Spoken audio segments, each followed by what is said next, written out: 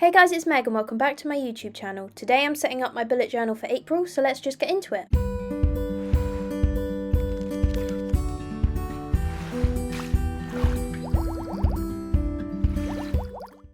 So for the majority of my April setup, I'm going to be using 0.1 fine liner pen.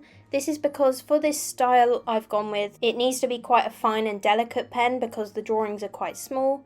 And as you'll see as this page starts to come together, my theme for April is ducks and rain and ducklings and things like that. So it's a really cute, bit of a different theme than I've done before, but it was just in my head of ducks in little Wellington boots with an umbrella and her little ducklings around her, and I just thought it would be the cutest thing and I wanted to give it a go. So the colours for this April theme are going to be blues and yellows primarily, with a little bit of green for the grass, but otherwise it's going to be quite a minimalistic theme. There's not going to be too many illustrations because I want to keep it just quite plain and simple with some cute little drawings of the ducks in random places on the different pages. But as usual with my videos, I've already done the pencil off camera because it doesn't show up very well, as I've said before. However, I do want to point out that getting these ducks and the ducklings right did take quite a few tries. The ducklings were a lot easier because they're kind of just a little blob with some fluffy feathers around the edge, but the mother duck took me quite a few tries and I had to practice on separate paper and stuff. But I just thought it's quite important to point out that even though I spend a lot of my time drawing, I obviously make these videos to show you guys how to draw and how I draw myself. I just thought it was an important disclaimer that it doesn't always go perfectly, even for me who has had a lot of practice with this, so don't be disheartened if you've got a theme in mind or a drawing you want to do and it's not going right straight away. Just keep practicing and you'll get there eventually. I always find it's useful to have a reference image, so I have a good scroll on Pinterest when I'm planning my themes and just pull together a few different images that are kind of along the lines of what I'm looking for and what I've got in my mind. And then you can use those to help you get all the proportions correct. But equally, I wouldn't worry too much, especially with a theme like this. It's just meant to look cute, it's meant to look illustrative, it's not meant to look like a realistic portrait of a duck. So don't worry too much, but remember that it takes me quite a few tries to get these perfect before I do them on camera. But yeah, so that is the main drawing done. I've done the fine liner and then I've just rubbed out the pencil marks that were left underneath. I've also started using a tissue now to sweep away the rubbings when they're left on the book because, as I've said before, it's the most annoying part of this whole thing, getting all those little bits of rubbings off the page and off the desk. So I've upgraded from my sleeve to a tissue, but I'm thinking I'm going to upgrade to like a blusher makeup brush because I've seen other people who do art and stuff use that for brushing away pencil marks or rubbings. I think that's hopefully what I'm going to upgrade to, and hopefully you'll see that in one of my next videos. But as usual, I'm using my Crayola Super Tips to colour in.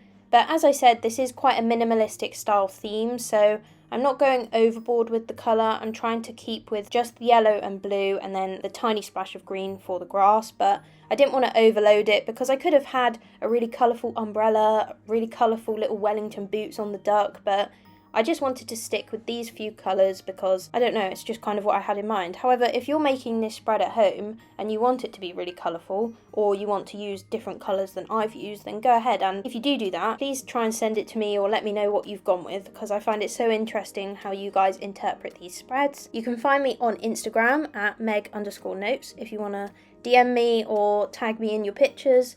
Equally, you can find me on TikTok at meg_notes_. Annoying they're not the same username, but the first one was taken, so that's why I've gone with that. And whilst I'm doing a bit of shameless self-promotion, I also want to let you know that I do have an Etsy shop. So I sell my art prints because I've been doing art most of my life really, but during COVID and lockdown and everything, I decided I should actually try and make something of all this art that I spend time doing. So I set up a little Etsy shop just for a bit of fun and to make a tiny bit of money on the side, a bit of a side hustle, and it's gone really well. So now I just make prints as and when I get time or whenever I've got the inspiration for something. And as I was practicing my April spreads and I did this cover page image of the duck with her ducklings, my mum said, oh, you should definitely make a print out of that. So I thought, actually, that's quite a good idea. So I've done that. I'm going to link it down in the description below if you'd be interested. It's quite a cute spring Easter themed print. So yeah, if you want to check that out, I do have global shipping and postage. So yeah, please go and have a look at that and let me know what you think. But moving on to the current page, this is my calendar page. So as I do my different setups each month, I tend to vary which spreads I want to go with for that month. I don't always use a calendar page, and actually in some of my most recent setups I've not had one, but I thought I could use it for a content planner again, as I have done in the past. And sometimes it's just useful for me to see it written out. I do have a planner on Notion that I use for planning my content because it's just easy to be able to move it around and change it up when I need to. But it's just sometimes quite nice to have a physical version of it with me in my journal so I can flick back and see what is the vague direction I'm going with my content at the time. So that's why I've gone with this. The calendar setup is 5x5 on a dot grid journal, in case you've got one and you're setting it up as well. And in case you're thinking the calendar looks a bit strange, it's because I've set it up horizontally, so when I spin my book around in a second, you'll see that I've set it up on the side of the page, and when I use it, I will just have to spin my book around, just so I've got enough room to write in each day, as opposed to trying to squish it in portrait style. And I'm not too bothered. It's kind of annoying because I would prefer it if it was portrait and just went with the pages a bit easier, but obviously there are more days in a week than there are weeks in a month, so it tends to fit horizontally much easier. But because this setup is such a simple and minimalistic style set of spreads, the simple calendar grid with just a little dot of colour where I'm going to put the dates in really fits in with this spread, and the dots kind of tie in nicely, looking almost like raindrops. So yeah, I'm pretty happy with how the calendar page looks. It's just simple, nothing too interesting going on there, but that's why I've included the cute little duckling illustration in the top right hand corner, just to keep it tied in with the theme basically. So that's it for the cover page and calendar page. Now let's turn over and do some trackers. So for my April theme, I'm not actually going to include as many trackers as I normally do. Sometimes I really experiment and have quite a lot going. In my March setup, you will have seen I had a mood tracker, water tracker, sleep tracker, gratitude log, and a workout tracker. So I won't be including all of those this time. I'm just going to have a mood tracker and something slightly different, which I'll talk to you about in a second. But if you do want to include any of the extra trackers I'm not including, then check out my March setup, which I will link in the top right of the screen. And you can easily adapt those to any theme that you're creating. You just use the very basic setup for the tracker, like the grid or the table, whichever tracker it is that you're using, and then just add in the right colours for your theme or add in some doodles, and it can really easily adapt to the theme that you're doing for whichever month that you're doing. But in all of my setups, I tend to include a mood tracker because it's actually one of the most enjoyable ones to create, in my opinion, because you get to be quite creative in order to create a spread that will enable you to track your mood for the entire month. So you need to have something that will have 30 or 31 places where you can track your mood.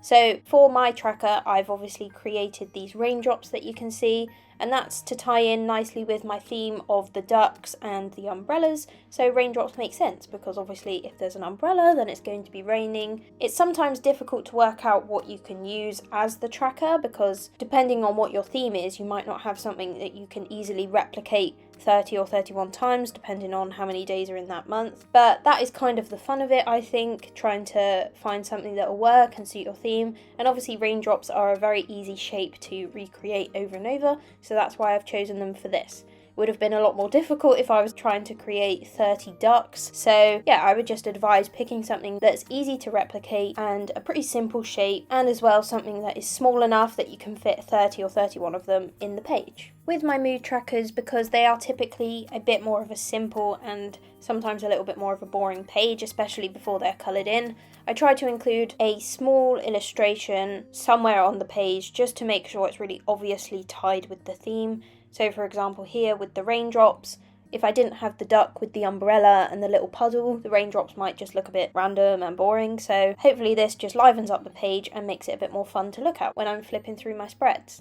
Another recommendation is that when you're choosing the colours for your mood tracker key, you choose colours that work well with this theme, as well as colours that fit very well with the page that you've designed for the mood tracker especially. In the past, I used to just use colours that I liked, picked at random, whereas now I definitely try to make sure that they tie well with the theme, and I always just try to have in mind how the spread will look by the time it's all filled in, because especially with a bullet journal that you're doing like I'm doing, quite a creative arty one. You obviously do want it to look as good as it can possibly look. Keeping in mind how the spread will look as a final page once it's all filled in, it's just a useful way to make sure everything is going to be cohesive and look really nice by the time it's finished. However, saying that, it's also important to make sure the colours aren't too similar. So in my March spreads, I created a workout tracker for the first time, and for the 5 different styles of workout, I used different colours of green because my theme was bumblebees, so I thought green would kind of tie in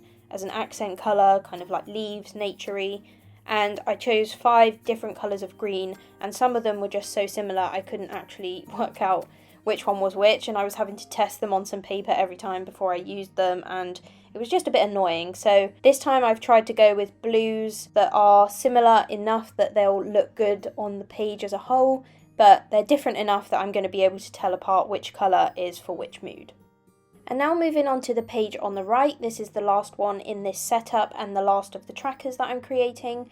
This is something a little bit different than I've done before, and is actually inspired by one of my favourite YouTubers to watch called Unjaded Jade. You might have heard of her. She's kind of part of the StudyTube community, and she came up, I believe she came up with it, but I heard it from her. It's a concept called casual magic, which is kind of a take on a gratitude practice, and if you've seen some of my other videos, I tend to create some form of gratitude log in my bullet journal just because I find it's really helpful for keeping a positive mindset and just noticing some of the smaller, happier moments in your day. And that is basically the concept of casual magic on an even smaller and more basic level almost. So it's like noticing the tiny bits of magic in your day. So kind of noticing the good parts in the mundane, in the daily life. Doesn't have to be anything spectacular, just something that you maybe notice and think, oh, that's really nice. Yeah, it doesn't have to be anything special, nothing major, it doesn't have to be a big event that you're super grateful for. It could just be something really simple like